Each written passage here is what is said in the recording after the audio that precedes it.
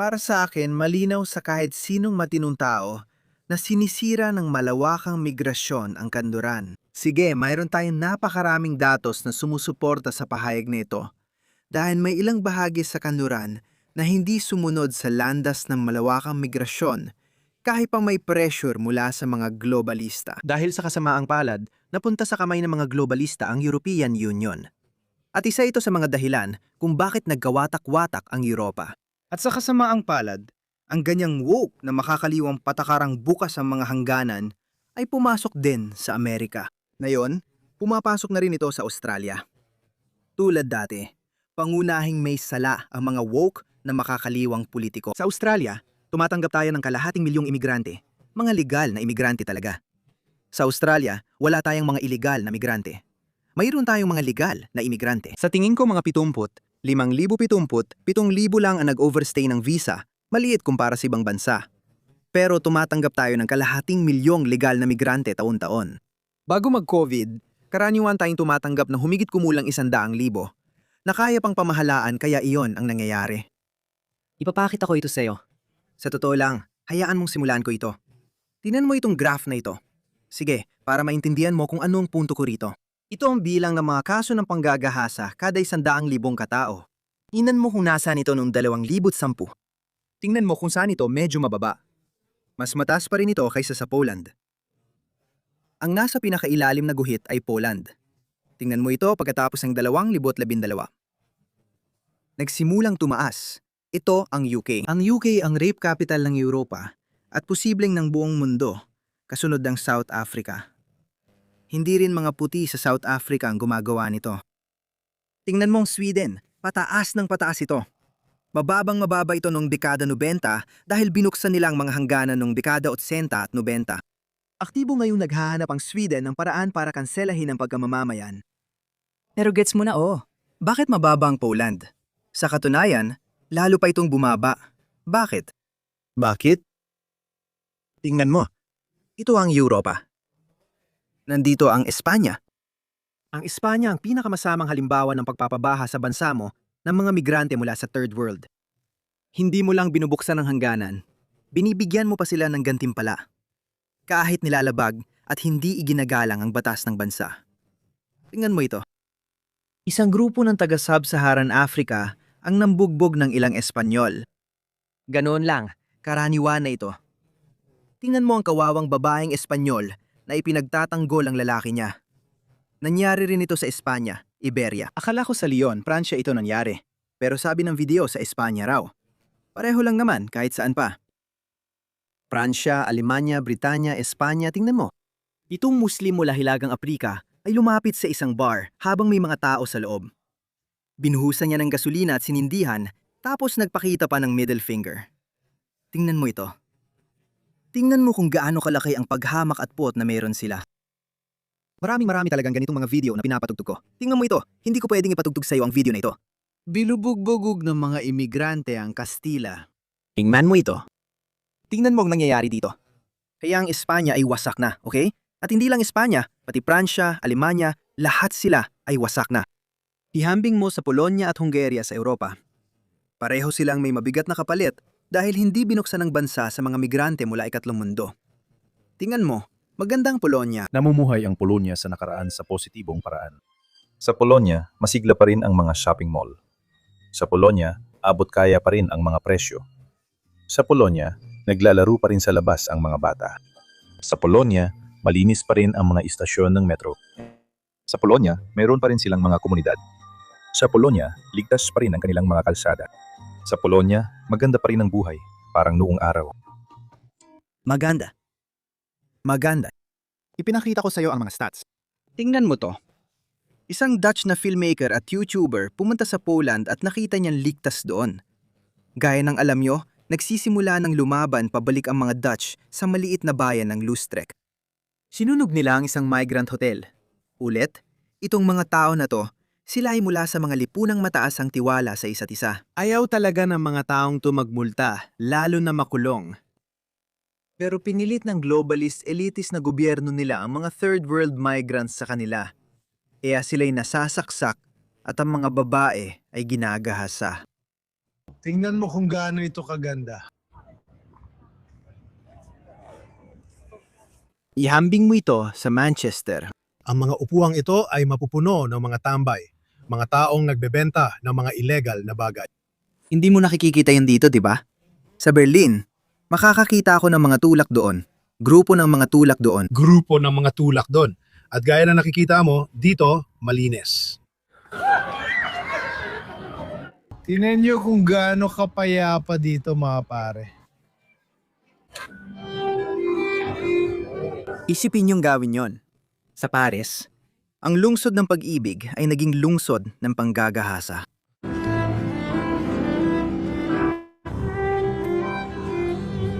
Walang ni isang gumagamit ng droga, walang ni isang tulak ng droga. Ano mangyayari halimbawa kapag ikaw ay ninakawan sa gabi?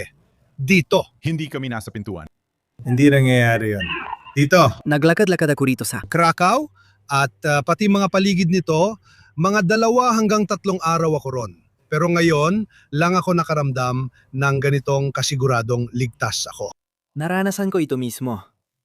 Nakita ko kung gaano kadugyot ang Berlin, ang Paris, at ilang bahagi ng England. Walang lugar doon na karamihan ay puti. Diretso ko nalang sasabihin.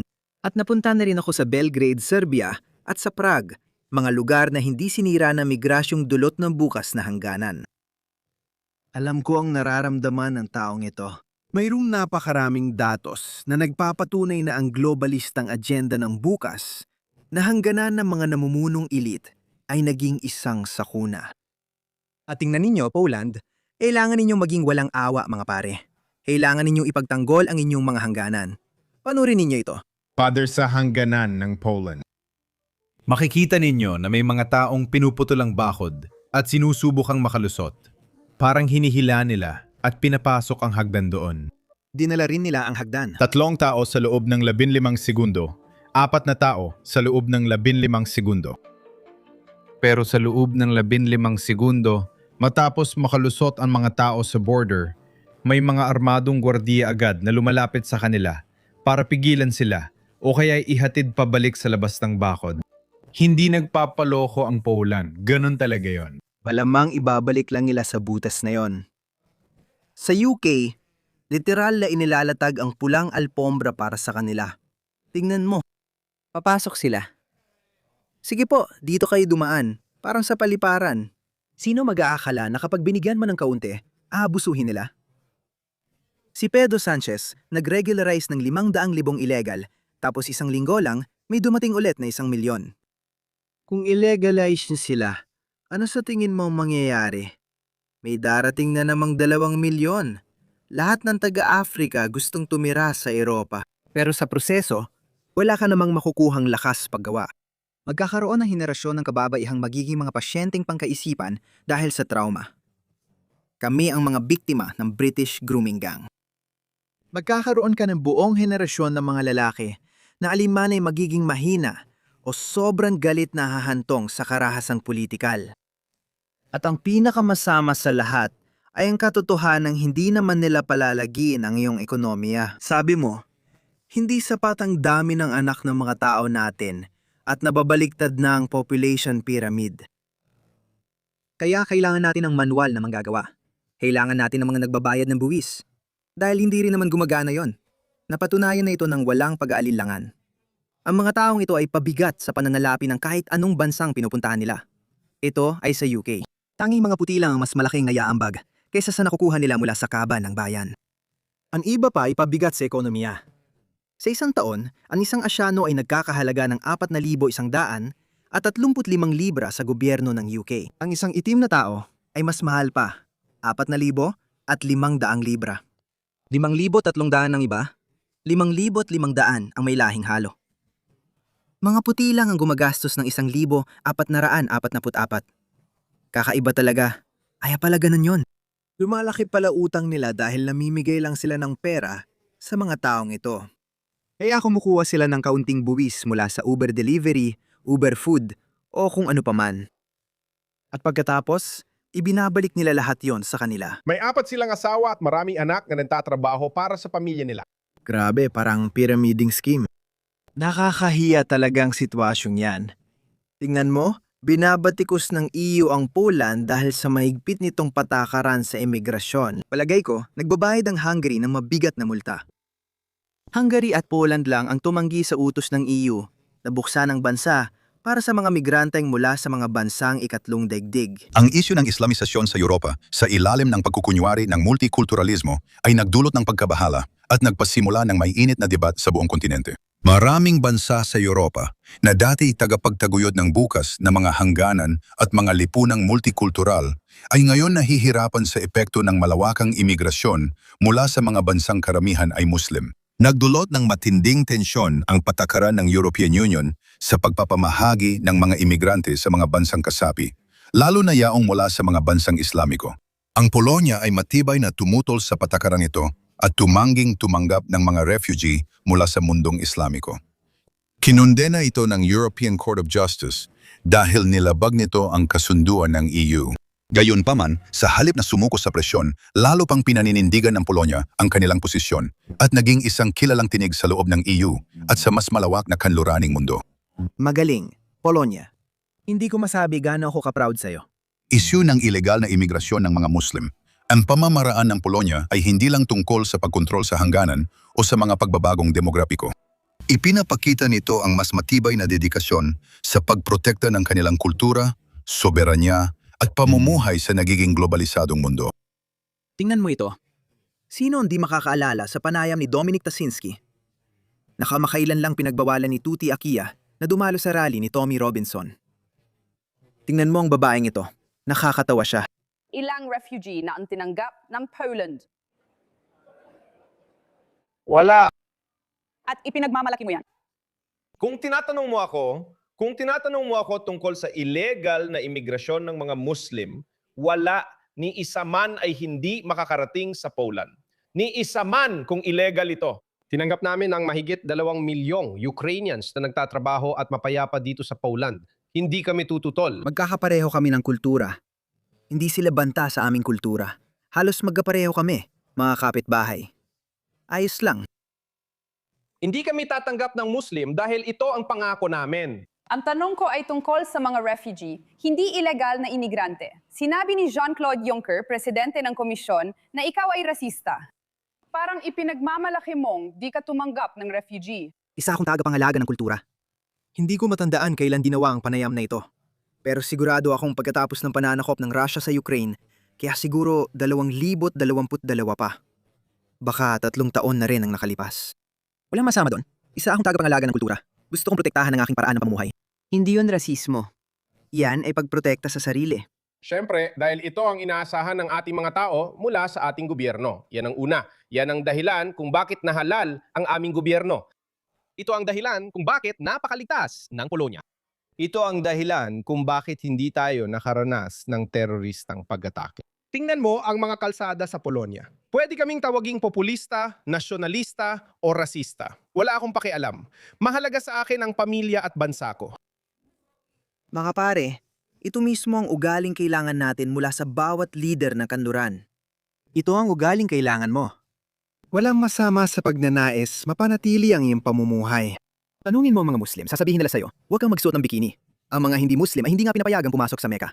Ganito ang kanilang paraan ng pamumuhay. Dati akala ko may karapatan akong pagsabihan ng Saudi Arabia. O dati akala ko na, alam mo yon siguro? May adyenda ang mga globalista at pakiramdam nila kailangan nilang ayusin ang mundo. Pero hindi natin ito kayang gawin.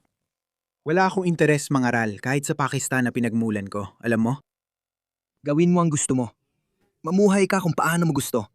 Kung gusto mong parang nasa ika-7 siglo, bahala ka.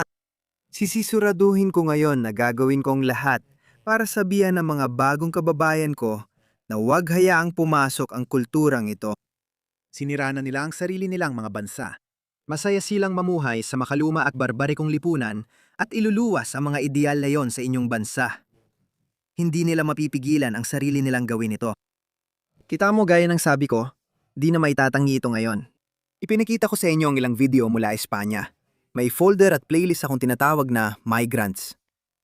Napakaraming video ron, siguro mga 100 piraso. Sobrang dami ng ebidensya. Panurin mo lang 5 o 6 na video, sasang-ayon ka sa akin at lilipat ka sa panig ko. Tanging isang baliw, ignorante, woke, at bulag sa kanyang ideolohiya, at paniniwala ang magsasabi ng kabaliktaran. Kaya, mahusay, Polonya. Ang mga makabayang tao sa Polonya ay hindi bumabagal. Paborito kong YouTuber si Tyler Olivieri. Pumunta siya sa Polonya para interviewin si Dominic. Pakinggan ninyo, ipapatugtog ko lang ilang highlight ng video. Halimbawa, gusto kong dumaan sa pader na ito. Binutas kong pader. Ano ang mangyayari sa akin pagkatapos? Mamamatay ka na parang aso. Polonya, ang may pinakamababang unemployment, pinakamataas na GDP pagkatapos ng COVID, at isa sa pinakamababang utang sa EU. Si Dominic ay miyembro ng European Parliament mula Polonya na kamakailan lang nagpasa ng batas na pumapayag barilin at patayin ang sinumang ilegal na papasok sa hangganan. Nakakalungkot, isa sa aming mga sundalo ang napatay ng sibat dahil sa kanilang asal. Parang manahayop sa kasamaang palad, hindi sila umaasal na parang sibilisadong tao. Tayo ang may hangganang ito, kaya tayo ang nagpoprotect sa buong Europa. Dahil sa mahigpit na kontrol ng Polonya sa hangganan at pagtanggi sa mga refugee mula sa mga bansang hindi karatig gaya ng Syria at Afghanistan, iminungkahi ng EU ang 22,000 euro na multa sa bawat taong ayaw tanggapin ng Polonya. Tingnan nyo ito, mga kaibigan. Hindi pa ba sapat para kamuhian mo ang EU? Dahil sa Pakistan, nagmungkahi ang EU ng 22,000 euro multa bawat tao. 22,000. Sa tingin ko, dapat ang European Union at sabihin ng Poland, pasensya, tingnan mo, hindi ko alam. Siguro kailangan nila ng pag-alis ng Polonya. Yan ang kailangan nila. Ang EU ay nagiging isang napakalaking kapalpakan bilang isang organisasyon. Dati itong isang trading bloc. Dapat ay isa kayong trading bloc. Gusto nilang makipagkumpetensya sa Amerika at palakihin ang potensyal nila sa kalakalan sa pamamagitan ng pagbawas ng burokrasya. Pero lalo lang silang nagdagdag nito at gumagawa pa ngayon ng politikal na desisyon. Bakit? Dati akong naniniwala sa European Union dahil, muli, dati akong globalist. At sa tingin ko, pwedeng gumana ang EU dahil sa mga Europeo lang. Kasi magkatulad sila ng mga halaga, magkatulad ng estruktura ng sibilisasyon, magkatulad ng kasaysayan, magkakapareho ng pinagdaanan, at magkakapareho ng mga bayani. Siguro may ilang pagkakaiba kung babalik ka bagong ikalawang digmaang pandaigdig. Pero sama-sama silang natuto ng leksyon dahil buong kontinente ay nagdigma. Mula 1,900 at 39 hanggang 1,900 at 45. Natuto sila ng leksyon. Pero may ilan sa kanila na naging masyadong woke. Hindi naman lahat. Kaya sabi nila, kalokohan na to. Naintindihan nila ang mga leksyon at tinanggal ang visa restriction sa isa't isa. At sa tingin ko, sa kabuuan, umubra naman yon. Maayos naman sila. Sa tingin ko, nakita ng mga Brito na mas mainam ang masipag na Polish na imigrante kaysa sa mga galing Afghanistan, Eritrea o Pakistan. Mga aral na natutunan. Pero ang Brussels ay napakadugyot.